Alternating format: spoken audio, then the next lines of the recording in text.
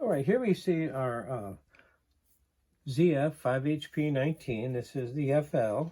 This is the front-wheel drive version used with Audi and Volkswagen.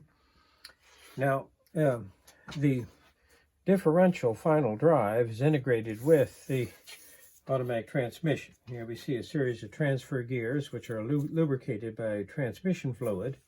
And then as we come in through the pinion shaft, I have actually a dual seal, and this is actually the seal drain. One side of the seal is sealing the differential housing, the other side is the automatic transmission. So transmission fluid on one side and then gear lubricant on the other. Now, normally what happens with this style automatic transmission, that leaking of the differential oil is really not that much of a problem. Even if I get a leak at the seal that's real high, there's still a reservoir to hold the gear lube. But it's very important to remember that gear lube is going to be in the differential section, and of course automatic transmission fluid there for the automatic transmission. So before we actually install this in the car, I'll go ahead and add the gear lube. And here I see my fill plug, and I'll fill it up with the recommended amount, which usually comes right up to the fill plug. And then go ahead and install that, and then we'll, of course, install the transmission in the vehicle, and then fill the transmission with fluid. Now, how do we fill the transmission with fluid in the vehicle? This has a standpipe. You'll see a actual drain plug in the pan, and then I have a second plug. And what that's for is that's actually for fill and level test. Now, some of the ZF units will actually have a fill plug here on the side. This one does not. I do not have a dipstick. I do not have a fill plug. I have to use the standpipe to fill, and then, of course, obviously starting the vehicle, letting it run, letting it come to normal operating temperature. We'll go ahead and remove the plug from the standpipe and make sure there's plenty of fluid in the transmission. Now, one important test here of an automatic transmission, even before we take it apart, and of course after we put it together, is just simply an air check. And what I'm doing, I'm just using compressed air, and it's regulated to about 30-40 pounds. And we're just going through and checking the different clutches. And there you can see that there my clutch applies without any problem, no serious leakage.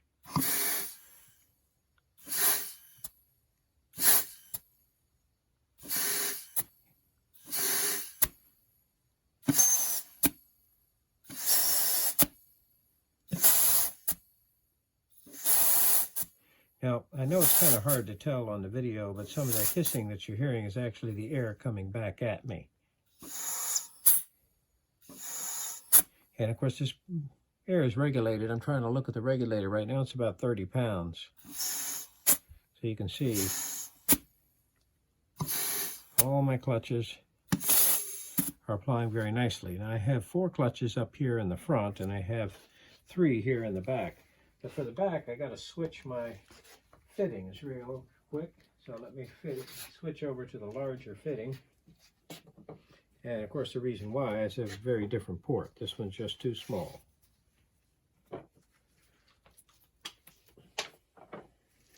I'm using a Vacula air gun. You want to make sure it's just a conventional air gun, not the safety style that has a vent, and that eliminates the whole point of this operation. So here we are. Very tight. No problem.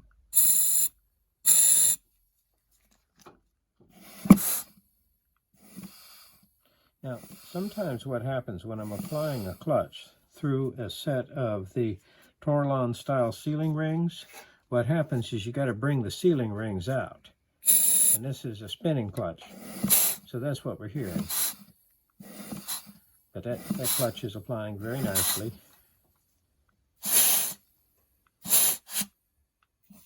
There we go. And the hissing sound you're hearing is my air gun leak. And I can see the clutch applying very nicely.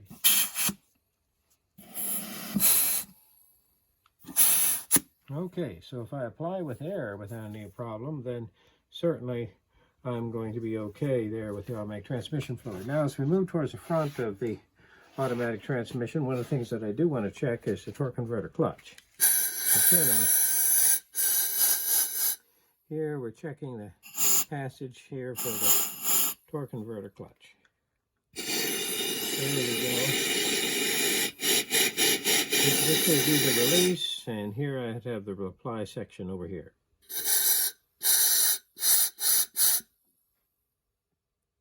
Okay, we're in good shape. We're ready to continue the assembly. We're going through the valve body. The valve body will be installed. And new filter. Make sure you put the magnets back in the pan to catch the metal.